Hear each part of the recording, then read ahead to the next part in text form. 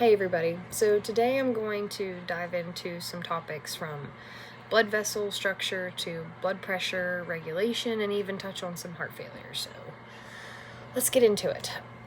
So, blood vessel structure and types. So, all blood vessels have three layers called tunics. The tunic intima is the innermost layer, and it's made up of endothelial cells, and these cells provide a smooth lining for blood flow. The next layer is the tunic media, and this is the middle layer, which is packed with smooth muscle and elastic fibers. This layer is crucial for controlling vasoconstriction and vasodilation, which regulate blood pressure and flow. So the tunic externa, this is the most outer layer, and it's composed of connective tissue that supports and anchors the vessel.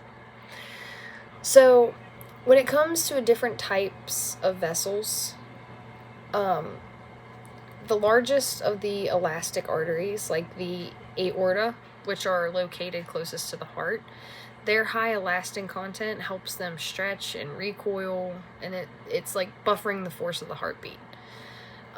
As vessels branch out, they become muscular arteries and then arterioles, which are the primary regulators of blood flow.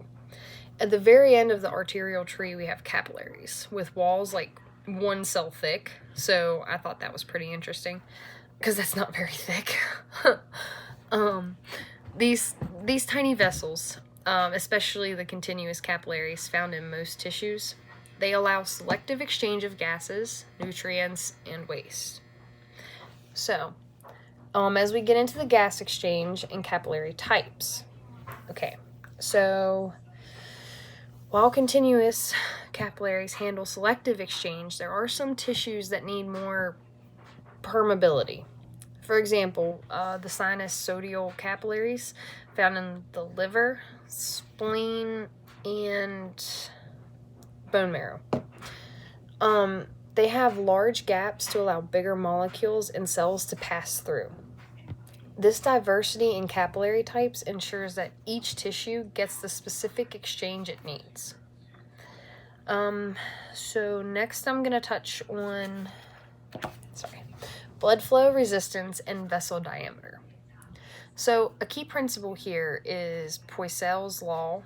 I looked up the French pronunciation of that, still can't say it. This tells us that basically if a blood vessel's diameter decreases, then its resistance increases dramatically, which leads to reduced blood flow.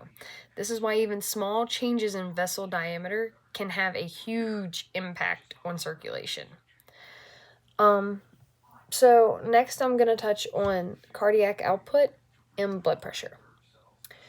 So cardiac output is the volume of blood the heart pumps per minute, and it's determined by a formula, which is CO equals heart rate times stroke volume. So, for instance, if the heart rate or the stroke volume drops, overall cardiac output decreases. Normal blood pressure in a healthy adult is 120/80, and this has a mean of 90 millimeters of mercury. Yeah, mmHg. Okay, so remember the systemic circuit is a high-pressure system that delivers oxygenated blood to tissues and returns deoxygenated blood to the heart, unlike the low-pressure pulmonary circuit, which has to do with the lungs. So next I'm going to touch on the neural and hormonal regulation part of this. So, if you've ever watched the Waterboy, I'm 100% sure you know what the medulla oblongata is. But it actually plays a crucial role in regulating cardiovascular function. It houses the cardiac center, which adjusts heart rate and stroke volume via sympathetic, like norepinephrine,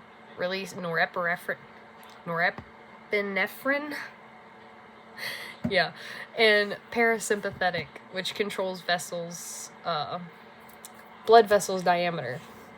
Now, baroreceptors These are actually stretch-sensitive receptors in the carotid sinus and aortic arch, and they monitor changes in blood pressure and send signals to the medulla. This is to help maintain homeostasis, which, if we remember from past videos, means that it's just keeping all of our internal systems at optimum level. Okay, so now that we've touched on the blood vessels, let's talk about heart function and failure. Okay, so a healthy heart spins roughly twice as long in distal, which is the relaxed phase, compared to systole, which is the contraction phase. This longer dystolic phase is essential for proper ventricular filling. In cases of left ventricular failure, the heart's pumping efficiency drops. This results in low cardiac output, leading to congestion and fluid buildup in systemic tissues. Excuse me. Manifesting as symptoms like ankle swelling and even pleural effusion. Excuse me. So now I kind of want to talk on some extra bits too. Also, so the pulmonary artery is unique because it carries deoxygenated blood from the right ventricle to the left lung, whereas the pulmonary veins bring oxygen blood back to the left atrium. And I also wanted to touch on how lifestyle changes are factors too, and how they can help your heart. So if you maintain a healthy diet, reduce your salt intake, and avoid smoking, and have really good ways of managing stress, this can help your blood pressure and overall cardiovascular health, which is stuff that I really need to get a handle on because I'm bad at it. And also a quick note on coronary circulation. The left anterior descending coronary artery is often called the widowmaker because blockages here can be particularly dangerous, and if I'm not mistaken, kind of common. Anyhow, so this wraps up the overview of these key cardiovascular concepts, and I hope that this helps you.